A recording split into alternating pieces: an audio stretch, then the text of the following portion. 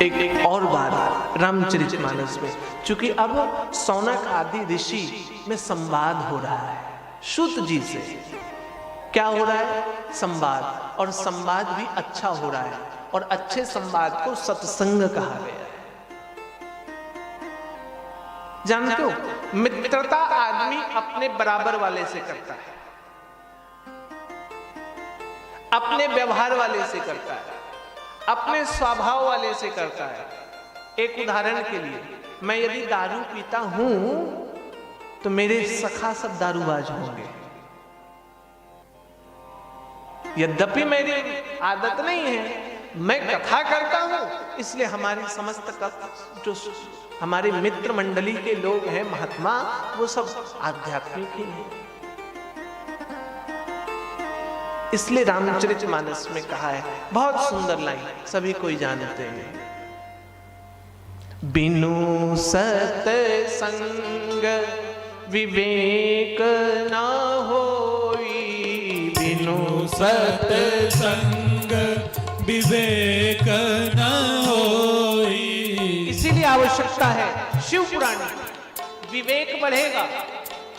आप नहीं जानते सोमवार की पूजा क्यों है, श्रावण की पूजा क्यों करते, प्रदोष की पूजा क्यों करते, कलश स्थापन क्यों करते, कलश में नारियल क्यों रखते हैं, कलश में आम्रपत्र क्यों रखते हैं, कलश क्या करना चाहिए, मालाओं का क्या करना चाहिए, भगवान शिव को दुग्ध, भगवान शिव को जल, भगवान शिव को बिल्वपत्र क्यों चढ़ता है, रक्त चंदन क्यों नहीं चढ़ता है, चंदन का क्या उपयोग है, भगवान को सिंदूर क्यों नहीं चढ़ता है। ये समस्त कथाएं शिव पुराण में आपको मिलेंगी। इसलिए बिनु सत्संग विवेक ना होई, बिनु सत्संग विवेक न होई। राम कृपा बिनु सुलभ न सोई, राम कृपा बिनु सुलभ न सोई। राम कृपा बिनु सुलभ न सोई, राम कृपा बिनु सुलभ न सोई। सत्संगत मुद मंगल मूला, सत्संगत मुद मंगल मूला। सत्संगत मुद मंगल मूला, सत्संगत मुद मंगल मूला। सोई फल सिद्धि सब साधन फूला, सोई फल सिद्धि सब साधन मूला। सोई फल सिद्धि सब साधन फूला, सोई सब सिद्धि सब साधन मूला। सत्संग से क्या प्राप्त होगा? विवेक। और विद्या ददाति विनयम, विनय ददाति पात्रताम। इसलिए यह शिव पुराण का सत्संग हो रहा है। और सत्संग भी भगवान राम, राम कृपा बिनु सुलभ न सोई। भगवान की कृपा के बगैर कथा भी प्राप्त नहीं है। और मैंने कहा ना, शिव पुराण तो जन्म जन्मांतरों का पुण्य पूर्ण होने के बाद प्राप्त होता। जन्मांतरे भवेत पुण्यम। इसलिए बहुत मुश्किल से शिव पुराण सुनने का अवसर मिलता है। भागवत के वक्ता बहुत हैं, शिव पुराण के वक्ता जल्दी नहीं मिलेंगे। व्यासाचार्य बहुत हैं। इसलिए ये रहस्य की कथा है। और कहा है, सत्संगत मुद मंगल मूला, सोई फल सिद्धि सब साधन फूला। सत्संग से समस्त साधनों को प्राप्त आप हो जाएंगे। यह शिव पुराण समस्त साधनों को प्राप्त करेगा। श्री सूत जी महाराज कहने लग गए शौनकादि ऋषियों को जन्म जन्मांतर को पुण्यों के बाद शिव पुराण प्राप्त होता है। और जानते हो शिव पुराण कितना बड़ा है? भागवत के लिए तो कहा गया है कि 18,000 श्लोक है भागवत में।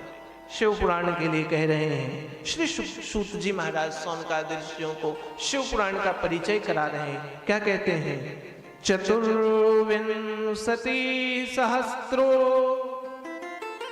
ग्रंथोयम सप्त संहिता भक्ति त्रिका संपूर्ण शृणुयान्त परदारत।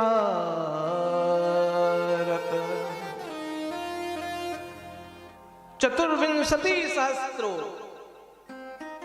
शिव महापुराण में 24,000 श्लोक हैं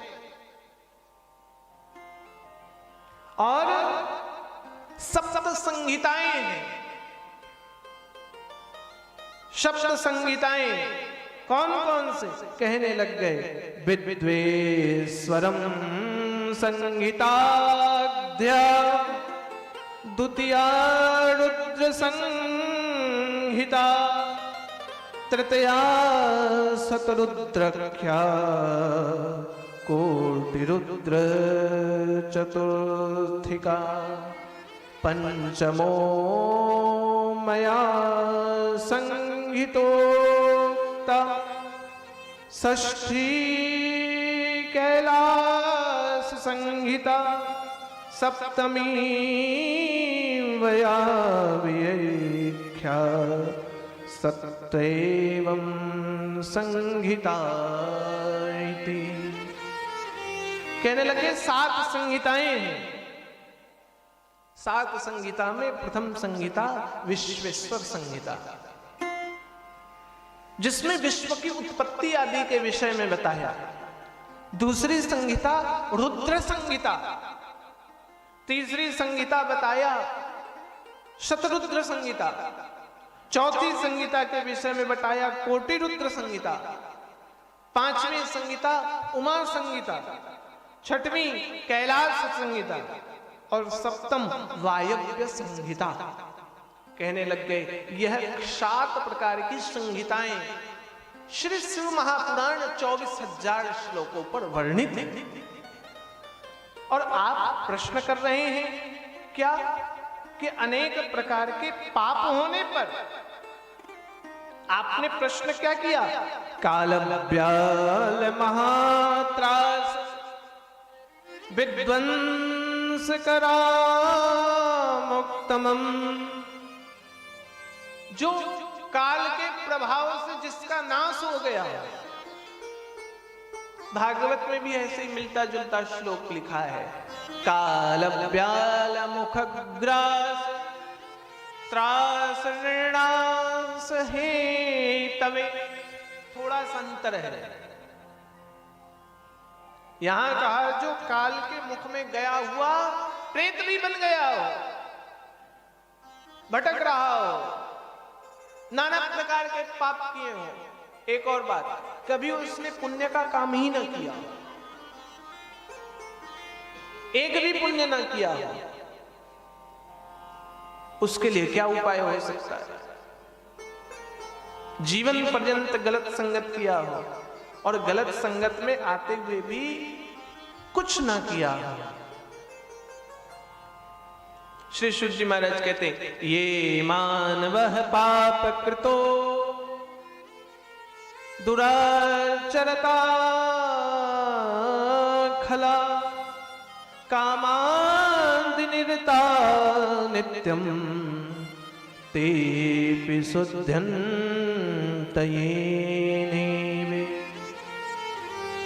कहने लगे जो मानव, ये मानव है पाप कृता, जो मनुष्य जीवन पर्यंत पाप किया, दुराचरता खला, जो जीवन पर्यंत केवल दुराचरण नहीं करता है, जो कामना में लिप्त है, वह मनुष्य भी शिव पुराण के प्रभाव से मुक्त हो जाता है। और शिव पुराण का प्रभाव तो अलग है।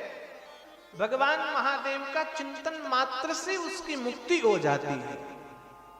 यद्यपि वह भगवान महादेव की उपासना ना भी जानता हो, फिर भी केवल शिवलिंग के दर्शन मात्र से वह मुक्त हो जाता है।